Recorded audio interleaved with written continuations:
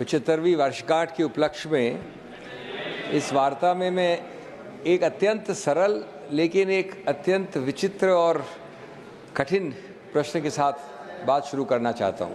और वो प्रश्न ये है कि 1930 से 60 के बीच में जो लगभग 30-40 देश स्वतंत्र हुए साम्राज्यवाद से, उपनिवेशवाद से, यूके से, बेल्जियम से, फ्रांस से, नेदरलैंड से इत्यादि इत्यादि निकले, वहाँ की कॉलोनियलिज्म से सिर्फ एक अकेला कोरा भारत है जो उन 30-40 देशों में से आज एक गौरवशाली गणतंत्र लोकतंत्र है, बरकरार है आज 75 वर्ष बाद।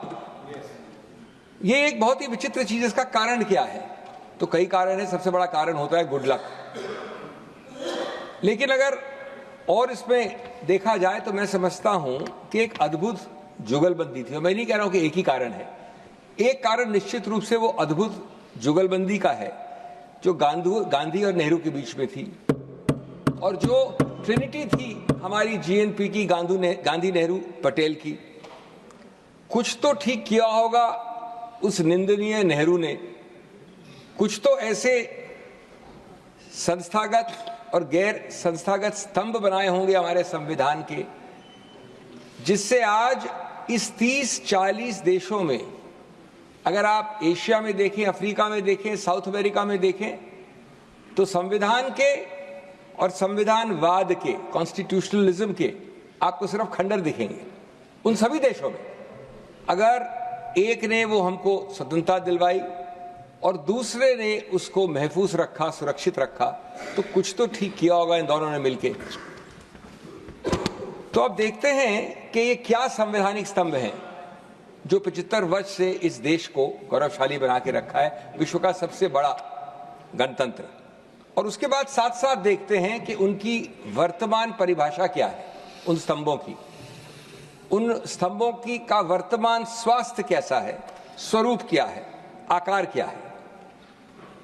Friends, the first of those pillars, the non-institutional pillars, is secularism, one of the most misunderstood, most abused words, no doubt. Yes.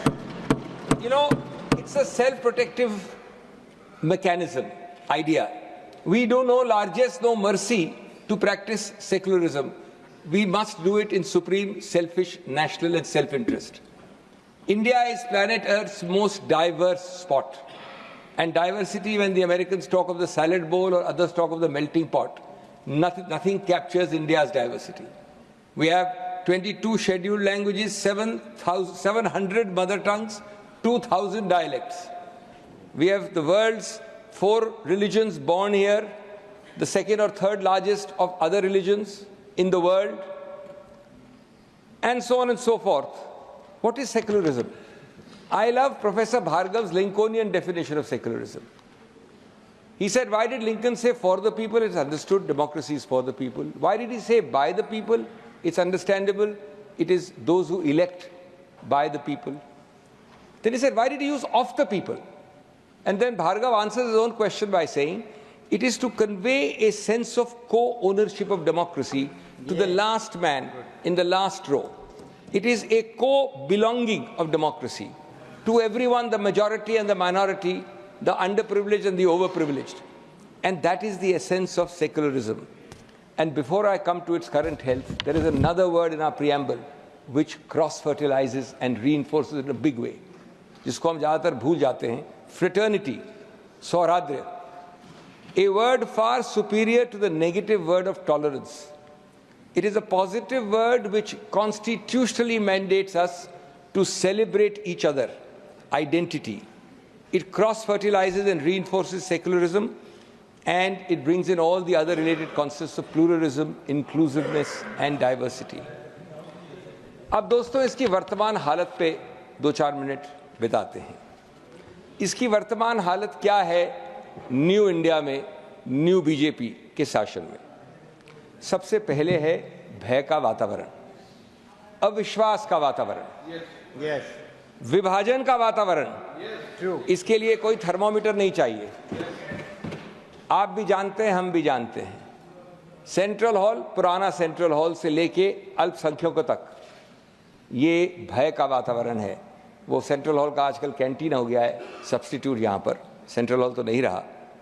लेकिन अपने कंधे के पीछे झांक कर बोलना, इसे कहते हैं गणतंत्र के भय को। और मैं कहना चाहता हूं कि ऐसा वातावरण 75 साल में कभी नहीं आया, सिवाय उस 18 महीने में आपातकाल में, जिसके ऊपर मैं अभी आने वाला हूं। कभी नहीं हुआ। 2 उदाहरण देना चाहता हूं इसके, फिर आगे बढ़ूंगा मैं। एक उदाहरण तो अभी पिछले हफ्ते का है, दोनों में मैं पेश भी हुआ था। प्लेसेस ऑफ वर्शिप एक्ट में क्या हुआ और उच्चतम न्यायालय ने क्या कहा ऑर्डर 3-4 दिन पहले, उसकी बात मैं नहीं कर रहा हूं, आप सब जानते हैं। उन्होंने कहा कि जब तक हम इसको निर्णित करते हैं तब तक एक प्रतिबंध रखें, एक शांति बहाल रखें, एक स्टेबिलिटी रखें, स्थिरता रखें। जो महत्वपूर्ण है कि उस हियरिंग में केंद्र सरकार का क्या स्टैंड था।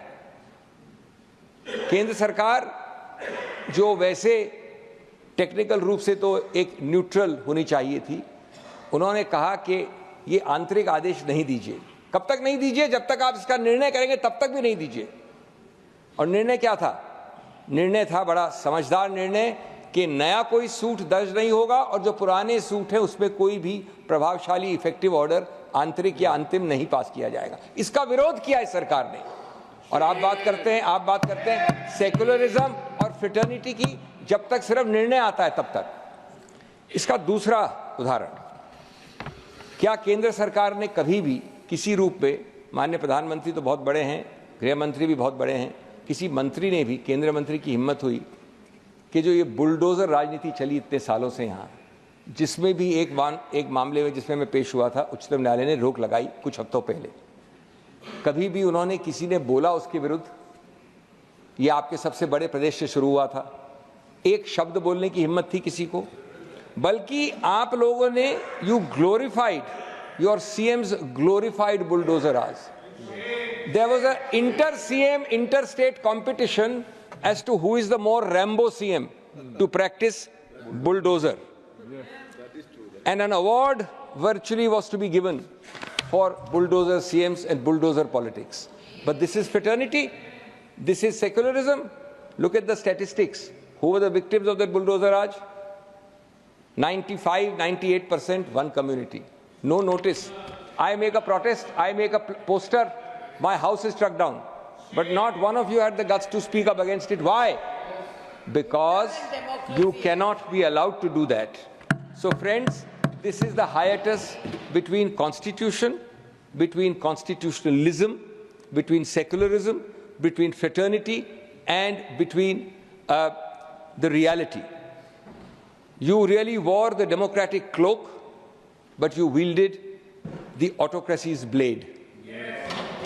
As the constitution crumbled, in the shadows you made. Because friends, when rulers play puppeteers with democratic frame, the constitution is but a pawn in that game. Let us turn to some other underlying pillars. Federalism. You know, it's a very strange country where our framers made it largely a unitary country. Somebody called it quasi-federal because of largely unitary focus. But the great achievement of India is what we call inadvertent federalism or accidental federalism. Today, after 75 years, we are much more federal in operational reality than our framers conceived of in design, in constitutional design. And this is not the place to go into it because you've had fiscal federalism. We devolved today 45% odd of the funds to the states. We started with 30%. We have Panchayati Raj, we have municipal decentralization, we have linguistic federalism, the 3-language formula, we have economic liberalization. So that's a different story, but we have operational, real federalism of a far, far higher degree than our framers envisaged or created or designed. And federalism is very important for regional parties. It's a safety valve which channels the 3 Ds, discomfort, dissatisfaction, and dissent, at the local level.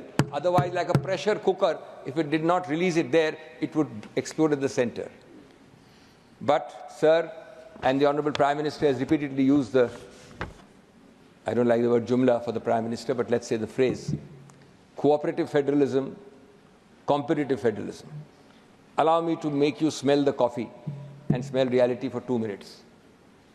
Two examples again on federalism. The theoretical and the real in New India and the new BJP. State in the south, we know the name. A state in the east, we know the name. A state in the north, we know the name. I happen to be coincidentally counsel for all three states. 10 bills are passed by the state in the south. The Honorable Governor takes 1.5 years to decide not to decide. Because if he sends it back, as we all know, the state can pass it again. So he decides not to decide. I go to court, the court passes an order, so he then decides 1, and 9 he refers back. The assembly sends it back after 2 days, again Kumbhkarn's 6-month sleep. Then again you go to court. This time the Honorable Governor, well advised as he is, refers it to the President.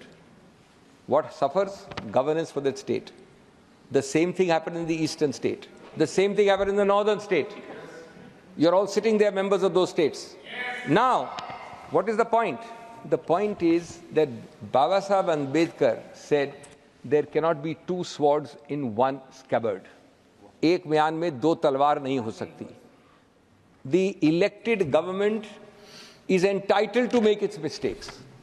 It is democratically elected CM who is democratically entitled to make mistakes. If he makes a mistake, the governor is not a super CM to correct him. In fact, Babasaheb Ambedkar in the next paragraph of that Do Myan wali paragraph, he says that we are thinking of only nominating governors and nobody might be ready to accept the job because he doesn't have any powers. But today we have super CMs and somebody else, not me, called them Supari agents of the central government. Sir, another example of federalism, competitive federalism, cooperative federalism, is the CBI, this unwanted, uninvited guest who enters all our houses. Both Mr. Sibal and I are doing many cases on that. He enters a state without any consent, no general consent, no special consent, on very puerile and very strange grounds. Any number of cases. This is federalism. This is, sir, federalism in tatters. This is democracy dancing on the edge of ruin when power poisons the pillars of our constitution, of which, remember, federalism was held 30 years ago to be part of the basic structure. 30 years ago. So other pillars include the media and the bureaucracy. Sir, if you give me 2 minutes, more than 2 minutes, I've got 4 minutes I'll need. I'll be very fast. Honorable Chairman has given 15 minutes on this thing. Sir, bureaucracy. Bureaucracy is supposed to be the steel frame, another pillar of our constitution. Is it a mud frame or a straw frame today? Put your hand on your heart and ask. The test which is paramount is servility and loyalty. HMV is the qualifying condition, not the old records of music we love. HMV means his master's voice. Any independence is met with retribution, fear, transfer, career, promotions, transfers, etc. From a watchdog, you've made it into a lapdog. And this is a decimation of yet another pillar of the Constitution. Media. And here I blame the media much more than the government. The media typifies the Margdarshak Mandal's eminent Greece, Advani ji, who said, when we asked you to bend, you crawled. Godi media to shabd bhi 2014 ke baad hi bana hai. As this remarkable cocktail we see of overambitious anchors and media owners, pre-selected, pre-curated and pre-committed participants, motivated, slanted, distorted themes, we see this toxic triangle every evening. Sir, I call it verbal terrorism and visual extremism. But this is because the media, Godi, has been converted largely into a Godi media. It doesn't help anyone. This is an institution which was called the 4th pillar. It was called the 4th pillar without being. Press freedom is nowhere mentioned in our constitution. But it's given the status of a 4th pillar. Please. Sir, मेरा समय कम है, जवाब नहीं दे रहा हूं मैं आपको. Vendetta politics. India is fortunate, unlike the 2 ladies who can't sit in Central Hall in Bangladesh, unlike Zia and Nawaz Sharif who can't sit in Central Hall in Pakistan. We were fortunate that we did not have vendetta politics. It started in a way in a South Indian state. It then traveled to an East Indian state. It went to the Battle of the Sardars in North Indian state. But largely the central government was free from it. So today you have, as one of your biggest alliance partners, the agencies, the three agencies we know well. And today, not only the laundry factory analogy, but a very good cartoon came when the Pope said, "Son, if you confess, all sins are forgiven."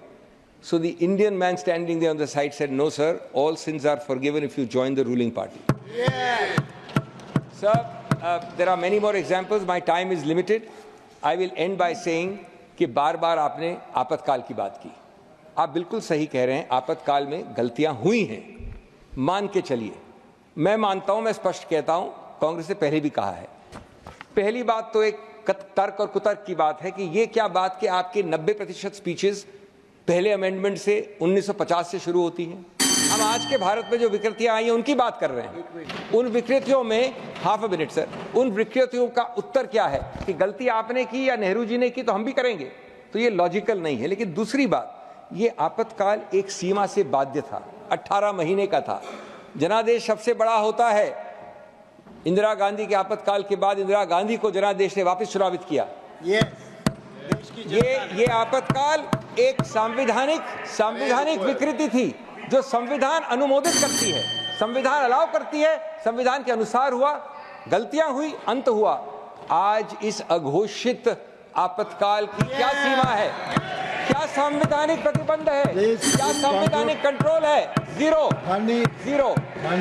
और इसलिए sir conclude 10 वर्ष से sir, last point, can I take a minute, half a minute?